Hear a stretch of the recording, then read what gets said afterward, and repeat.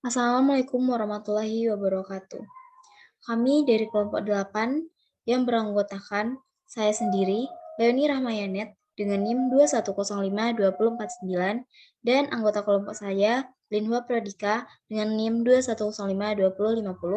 akan mempresentasikan tugas kelompok administrasi dan supervisi pendidikan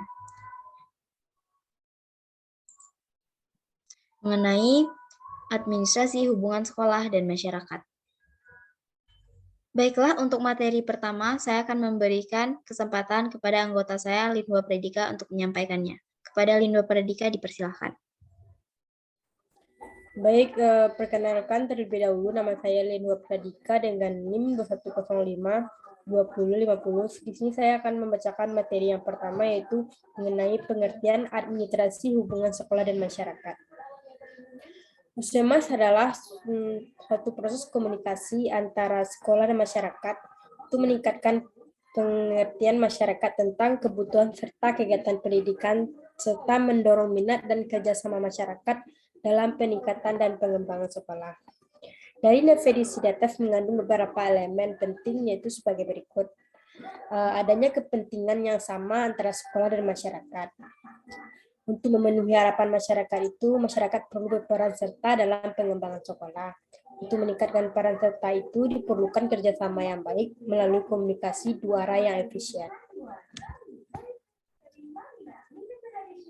Yang selanjutnya yaitu ada prinsip dan teknik administrasi hubungan sekolah dan masyarakat.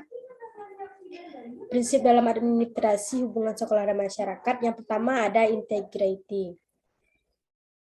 Prinsip ini mengandung makna bahwa semua kegiatan hubungan sekolah dan masyarakat harus terpadu. Hal ini sangat penting untuk meningkatkan penilaian kepercayaan masyarakat atau orang tua murid terhadap sekolah. Atau dengan kata lain, transparansi sekolah sangat diperlukan. Lebih-lebih dalam era reformasi dan abad informasi ini. Masyarakat akan semakin kritik dan berani memberikan penilaian secara langsung tentang sekolah. Yang kedua ada prinsip continuity. Prinsip ini berarti bahwa pelaksanaan hubungan sekolah dengan masyarakat harus dilakukan secara terus-menerus. Jadi pelaksanaan hubungan sekolah dan masyarakat tidak hanya dilakukan secara insidental atau sewaktu-waktu, misalnya 1 kali dalam 1 tahun atau 1 kali dalam 1 semester. Hanya dilakukan oleh sekolah pada saat akan meminta bantuan keuangan kepada orang tua atau masyarakat. Yang ketiga yaitu ada simplicity. Prinsip ini menghendaki agar dalam proses hubungan sekolah dengan masyarakat yang dilakukan baik komunikasi personal maupun komunikasi kelompok pihak pemberi informasi dapat menyederhanakan berbagai informasi yang disajikan kepada masyarakat. Informasi yang disajikan kepada masyarakat melalui pertemuan langsung maupun media hendaknya disajikan dalam bentuk sederhana sesuai dengan kondisi dan karakteristik pendengar. Yang selanjutnya itu ada coverage. Kegiatan ini memberikan informasi hendaknya menyeluruh dan mencakup semua aspek, faktor atau substansi yang perlu disampaikan dan diketahui oleh masyarakat. Prinsip ini juga mengandung makna bahwa segala informasi hendaknya yang pertama itu lengkap, akurat, yang ketiga itu up to date. Yang selanjutnya ada constructiveness. Program hubungan sekolah dengan masyarakat hendaknya konstruktif dalam arti sekolah memberikan informasi yang konstruktif kepada masyarakat. Dan selanjutnya itu ada adaptability, yaitu program hubungan sekolah dengan masyarakat hendaknya disesuaikan dengan keadaan di dalam lingkungan masyarakat tersebut. Selanjutnya itu yang kedua yaitu teknik administrasi hubungan sekolah dan masyarakat. Yang pertama ada teknik tertulis. Hubungan antara sekolah dan masyarakat dapat dilakukan secara tertulis. Cara tertulis yang dapat digunakan meliputi yang pertama ada buku kecil pada permulaan tahun ajaran. Buku kecil pada permulaan tahun ajaran baru ini isinya jelaskan tata tertib, syarat-syarat masuk, hari-hari libur, hari-hari efektif. Yang kedua ada pamflet. Pamflet merupakan selebaran yang biasanya berisi tentang sejarah lembaga pendidikan tersebut, staf pengajar, fasilitas yang tersedia, dan kegiatan belajar. Yang ketiga yaitu ada berita kegiatan murid.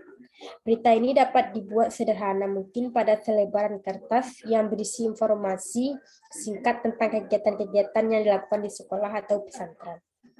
Yang keempat yaitu ada catatan berita gembira. Teknik ini sebenarnya mirip dengan berita kegiatan murid. Kedua-duanya sama ditulis dan disebarkan ke orang tua. Hanya saja catatan berita gembira ini berisi tentang keberhasilan seorang murid. Berita tersebut ditulis di selebaran kertas dan disampaikan kepada wali murid atau bahkan disebarkan kepada masyarakat. Yang kelima ada buku kecil tentang cara membimbing anak. Dalam rangka menciptakan hubungan yang harmonis dengan orang tua, kepala sekolah atau guru dapat membuat sebuah buku kecil yang sederhana yang berisi tentang cara membimbing anak yang efektif. Kemudian buku tersebut diberikan kepada orang tua murid.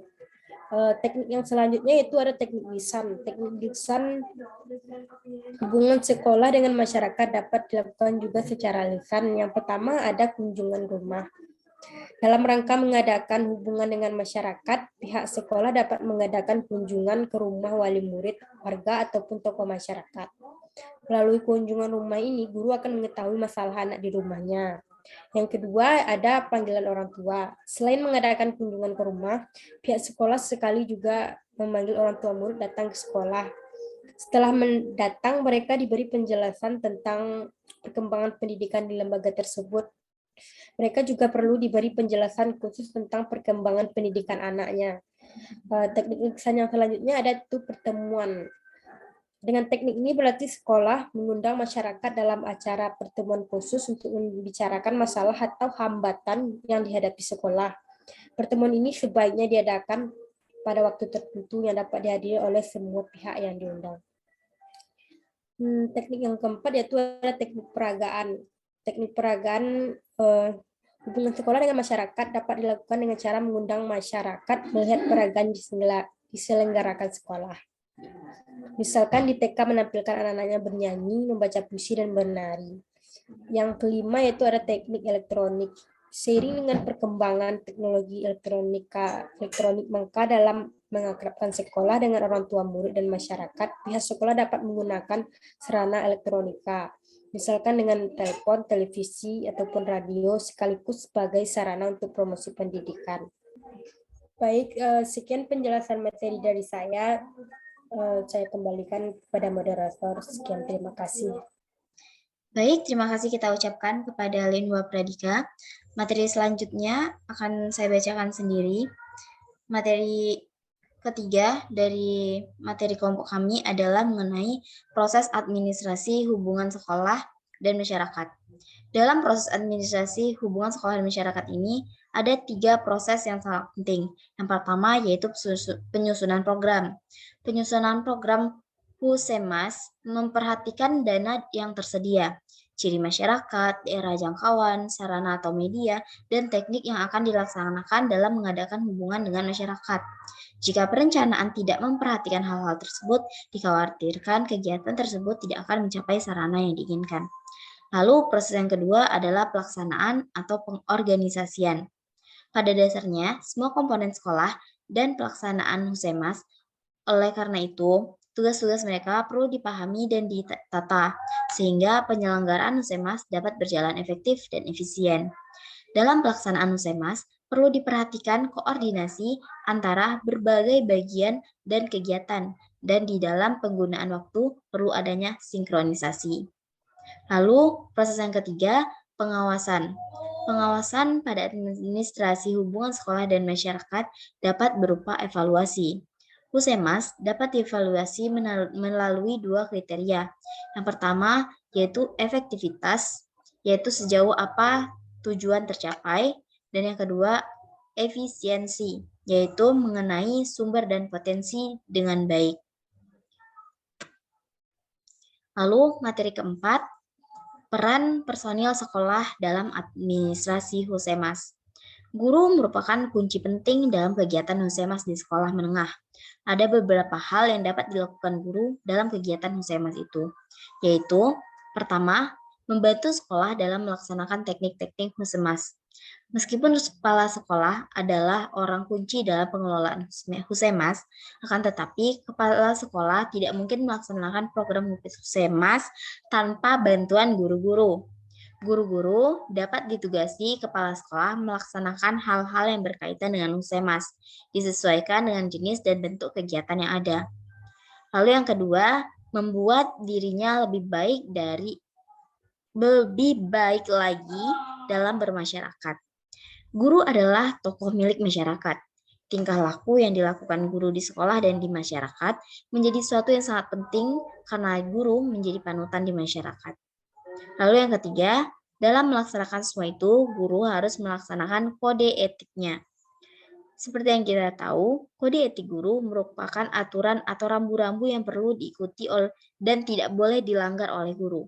Kode etik guru mengatur guru menjadi manusia terpuji di masyarakat karena kode etik merupakan cerminan kehendak masyarakat terhadap guru. Maka, menjadi kewajiban guru untuk melaksanakan dan mengikutinya.